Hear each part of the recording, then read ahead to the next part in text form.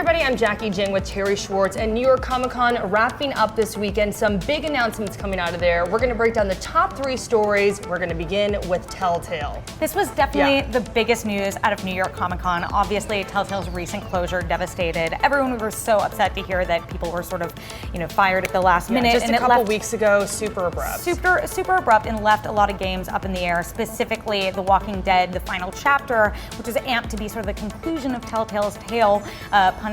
Pun not intended. That was good. And so there were 2 chapters left unaired, and there was a big question of who was going to release them. So Robert Kirkman announced at the Walking Dead TV show panel, Skybound, his company, is actually going to be releasing those 2. Now, Skybound is primarily known for releasing their comics, The Walking Dead being one of them, but they do have a games division as well. So it seems like Skybound, from what we know, is going to be taking back some of those employees that Telltale had to let go and allowing them to complete that story. Yeah, and Robert Kirkman said that he really wants Clementine to have the right ending, a proper send-off, so hopefully they do that right. Also big news, Daredevil Season 3, it is officially confirmed Bullseye is going to be the big villain. This definitely was big news out of the panel. They had much pomp and circumstance there.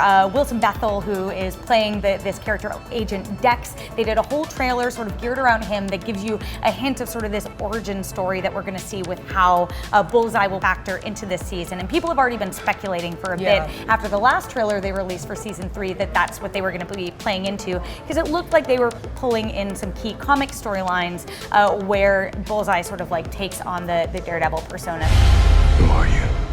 I'm Daredevil. I'm really intrigued to see how this plays out. I think people are really excited. We know about Daredevil Season 3 that it's pulling from the Born Again comic, so Wilson Fisk is also going to be a character there. But Bullseye, I mean, like one of the most iconic Daredevil villains. He's like a major opponent of Daredevil. He has absurd marksmanship, which is kind of like a cool power ability. And it's supposed to be really dark, this story, so I'm excited to see what they do with the character. I'm sorry, Kingpin is back. Yes. I mean, oh my God, Wilson Fisk. I've been dying to see him in Season 3. I think this could be the best season. I think it was really smart for them to go out with this news from New York Comic Con to get people, like, give them one more reason to be excited for this season, and definitely was well received, just like the Telltale news. I think the audience was just so excited to hear that this is going to be coming. I'm a big fan of Born Again, the Daredevil story, so I'm really hoping they're going to pull some elements from there, but we're going to see what they're going to do. But major announcement there.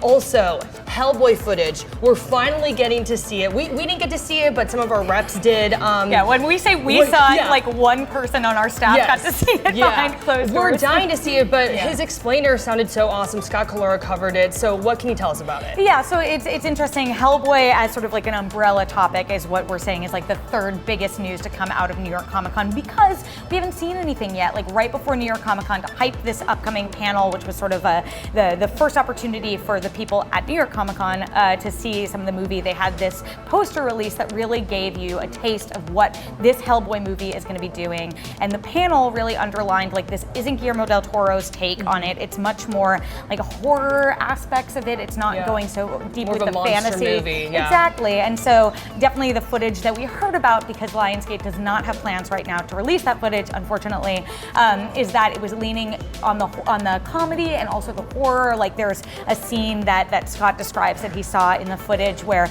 it opens up with Hellboy like getting out of a SWAT car and he gets shot and he comes out and he's like, hey guys, I'm one of you, I'm one of the good guys. So even though it's supposed to be darker, some comedy's still in it. Exactly. I think the thing that is pretty different is that a lot of the things that people who were introduced to Hellboy from the Guillermo del Toro movies aren't going to see here are some of those characters, the same sort of police organization. Like a lot of that is different, and even the villain is different. This is Mila Jovovich is playing like the Queen of Blood. I want to see her as the Blood Queen, and also I heard that we got to see the Good Samaritan gun. So I'm like, oh my God, I just want to see it so badly. Yeah. So unfortunately, there are no immediate plans to release that footage, but it was just such a talked about thing, because I know our audience at IGN and a lot of people are really excited to see this take on Hellboy, and all that I've heard out of that footage and the poster as well. The poster is really well received, but the footage especially has sold people on David Harbour's version of Hellboy. Okay, lots of great news coming out of there. We're amped about a lot of it, but what are you excited about? What was a thing from New York Comic Con that you're like, oh my gosh, I'm so amped? Tell us in the comments section, and if you want some more on Hellboy, we have a full breakdown of that footage that was not released, so make sure you check that out. And as always, be sure to follow and subscribe to IGN wherever you like to watch.